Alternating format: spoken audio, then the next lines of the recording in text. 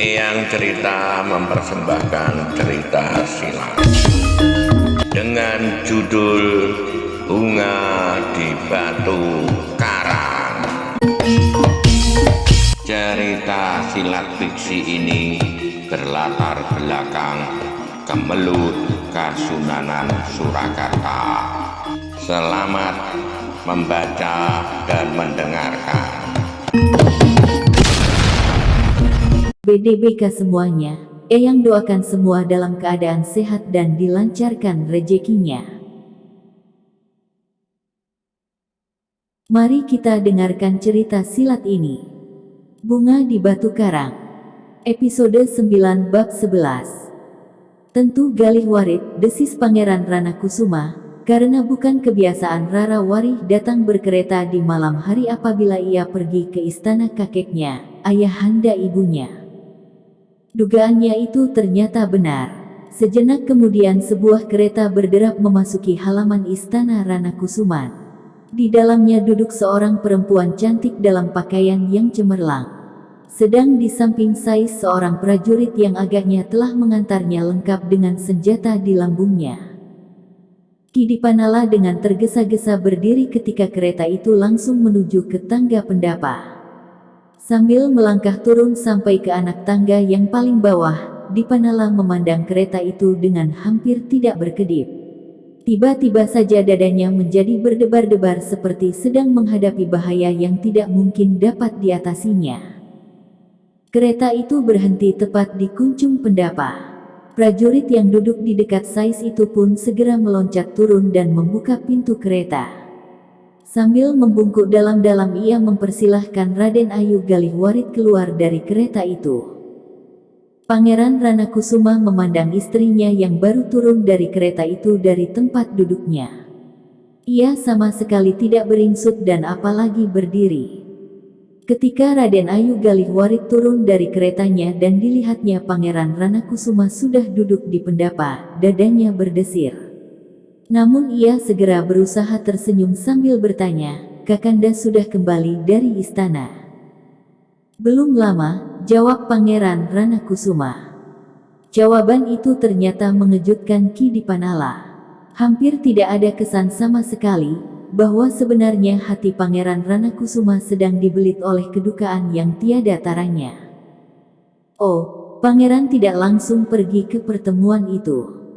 Aku kira kau sudah kembali," jawab Pangeran Ranakusuma. "Pertemuan itu baru saja bubar. Yang hadir melampaui yang diundang. Dan itu menimbulkan kesulitan." Raden Ayu Galih Warit tertawa, "Lalu, untunglah kesulitan itu dapat segera diatasi."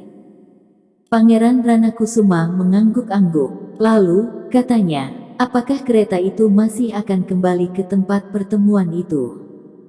"Ya Kakanda, masih ada beberapa orang yang harus dijemput." Pangeran Ranakusuma mengangguk-angguk pula. Tetapi ia tidak berkata apapun lagi. Raden Ayu Galih Waritlah yang kemudian menyuruh Sais keretanya untuk meninggalkan istananya. "Kembalilah, mungkin masih ada yang akan mempergunakannya," katanya. Sejenak kemudian maka kereta itu pun segera berderap meninggalkan halaman. Prajurit yang ada di samping Sais itu mengangguk dalam-dalam ketika kereta itu mulai bergerak. "Cukup meriah," berkata Raden Ayu Galih Warit sambil tersenyum. Perlahan-lahan ia mendekati suaminya yang masih duduk di tempatnya. "Sayang, Kakanda tidak pergi menyusul hamba." Beberapa orang pangeran hadir juga di dalam perjamuan itu. Raden Ayu Galih Warit berhenti sejenak. "Lalu, kenapa mereka tidak menghadap Kangjeng Susuhunan?" Pangeran Ranakusuma menggelengkan kepalanya. Jawabnya, "Aku tidak tahu." Raden Ayu Galih Warit mengerutkan keningnya. Lalu sambil berdiri di belakang Pangeran Ranakusuma ia bertanya, "Apakah ada sesuatu yang sulit di dalam pembicaraan Pangeran dengan pihak istana atau kumpeni?" "Tidak, tidak," jawab Pangeran Ranakusuma. "Semuanya berjalan lancar. Justru karena itu aku pulang lebih awal dari pertemuan yang pernah dilakukan di istana." "Oh," Raden Ayu Galih Warit tertawa. Kedua tangannya meraba pundak Pangeran Ranakusuma sambil berkata, apakah Kakanda akan duduk saja di pendapa? Aku akan duduk di sini sebentar. Udara terlampau panas. Aku minta Ki Dipanala menemui aku. Raden Ayu Galihwarit berpaling memandang Dipanala yang sudah duduk kembali di lantai pendapa tepat di atas tangga. Sejenak terbersit kecemasan di dalam hatinya. Sikap Pangeran Ranakusuma kali ini agak meragukan. Apakah cucurut itu sudah mulai menjilat dan mengatakan apa yang pernah diketahuinya? Bertanya Raden Ayu Galihwarit di dalam hatinya. Tetapi dijawabnya sendiri, jika demikian ia tentu tidak akan duduk tenang menerima kedatanganku. Mungkin Pangeran Ranakusuma langsung mengusir aku malam ini juga atau memanggil ayahanda untuk menjemputku. Karena itu, maka Raden Ayu Galihwarit itu pun kemudian tersenyum pula sambil bertanya, apakah Dipanala tidak mempunyai pekerjaan lain? Tentu tidak di malam hari, jawab Pangeran Ranakusuma. Oh, Raden Ayu Galihwarit tertawa, tentu tidak. Ia bukan peronda di istana ini. Ia memang bukan peronda. Tetapi udara akan menjadi semakin dingin Kang Mas. Apakah tidak sebaiknya Pangeran masuk ke dalam? Masuklah dahulu. Aku akan duduk di sini sejenak. Raden Ayu Galihwarit menjadi ragu-ragu. Sekali lagi ia memandang Ki Dipanala yang duduk sambil menundukkan kepalanya. Pangeran, berkata Raden Ayu Galihwarit, terasa tubuh Pangeran menjadi sangat dingin. Tentu Pangeran sudah kedinginan. Udara terasa segar sekali di pendapa. Kalau begitu, aku akan ikut duduk di sini.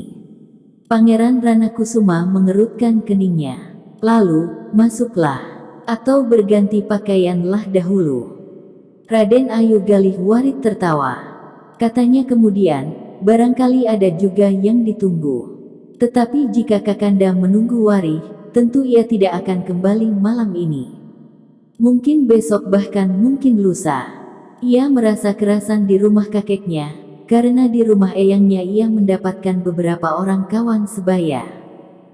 Iya, tentu ia kerasan di rumah eyangnya. Tetapi aku memang tidak sedang menunggu Warih. Jika kau ingin duduk pula bersama kami, berganti pakaianlah lebih dahulu. Baiklah Kakanda, aku akan berganti pakaian dahulu, dan aku akan menyusul duduk di sini. Tetapi sebaiknya Dipanala menyuruh seorang pelayan untuk membuat minuman panas. Baiklah, biar ia nanti pergi. Raden Ayu Galihwarit pun kemudian melangkah masuk. Di muka pintu langkahnya terhenti. Serasa ada sesuatu yang menahannya. Kang Mas, Raden Ayu itu memanggil, apakah tidak ada seorang pelayan pun yang ada di dalam? Di belakang, jawab Pangeran Ranakusuma. Kenapa lampu di dalam bilik itu suram sekali? Oh, tentu. Kau baru datang dari perjamuan. Tentu lampunya terang benderang sehingga lampu di dalam rumah kita itu rasa-rasanya terlampau suram. Tetapi nanti akhirnya akan terbiasa juga. Raden Ayu Galihwarit mengangguk-angguk. Tetapi ia masih juga ragu-ragu melangkah. Rasa-rasanya tengkuknya meremang dan jantungnya berdebaran. Belum pernah aku merasakan perasaan seperti ini, berkata Raden Ayu itu kepada diri sendiri. Tetapi kemudian dibantahnya sendiri, mungkin aku menjadi gelisah karena kebetulan Pangeran Ranakusuma sudah datang mendahului. Tentu ada perasaan yang kurang jernih padanya. Tetapi aku kira Dipanala tidak mengatakan sesuatu. Jika benar, Pangeran Ranakusuma tentu tidak akan setenang itu. Aku ternyata telah diganggu oleh perasaanku sendiri, berkata pula Raden Ayu Galihwarit kepada diri sendiri.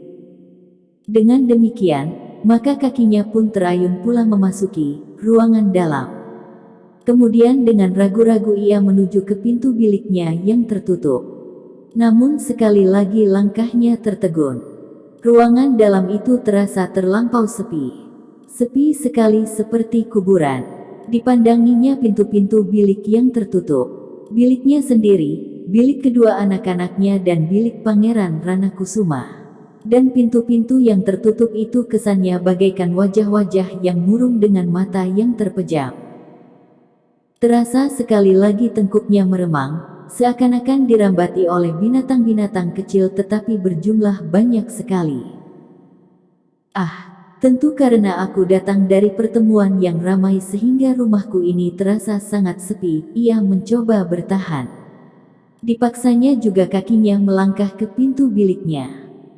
Meskipun hatinya ragu-ragu, namun perlahan-lahan didorongnya juga pintu bilik yang tertutup itu. Ketika terlihat olehnya sesosok tubuh terbaring di pembaringannya, Raden Ayu Galih Warit terkejut. Tetapi hanya sejenak, karena di dalam cahaya lampu minyak yang kemerah-merahan, ia segera mengenal wajah anak laki-lakinya Rudira.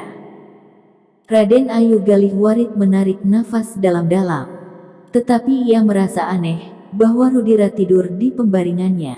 Hal itu tidak pernah dilakukannya. Tiba-tiba saja dada Raden Ayu Galih Warit berdebar-debar. Katanya di dalam hati, tentu ayahnya yang menyuruhnya tidur di pembaringanku sebagai cara untuk menegur keterlambatanku. Atau barangkali Dipanalam memang sudah mengatakannya. Raden Ayu Galih Warit menjadi ragu-ragu. Bahkan ia pun kemudian menduga, bahwa sebenarnya Rudira itu tentu belum tidur. Anak itu tidak pernah tidur lurus membujur di pembaringannya. Kadang-kadang ia tidur sambil melingkarkan tubuhnya atau bahkan menelungkup. Raden Ayu Galih Warit menarik nafas dalam-dalam. Biarlah aku akan bertanya kepadanya. Jika sesuatu akan terjadi, aku tentu masih mempunyai cara untuk mengelak. Aku akan mendapat bantuan dari para perwira kumpeni dan beberapa orang lainnya. Aku dapat mengupah beberapa orang untuk mengingkarinya dan memberikan kesaksian palsu. Tentu Rudira sendiri akan membantuku, namun kemudian dengan ragu-ragu ia berkata kepada diri sendiri, atau justru Rudira yang menjadi sangat marah kepadaku. Oh, Dipanalam memang pengkhianat. Kenapa ia masih belum terbunuh? Ia memang harus mati segera. Segera. Namun dengan demikian Ibunda Raden Rudira itu justru ingin segera mengetahui, kenapa puteranya itu tidur di dalam biliknya. Bersambung episode 9 bab 12. Bagikan. Klik bagikan untuk banyak pembaca Sare ke media sosial Facebook, Twitter, dan lain-lainnya. Jangan lupa subscribe dan nyalakan lonceng notifikasi. Baca jilid berikutnya. Atas perhatiannya saya ucapkan terima kasih.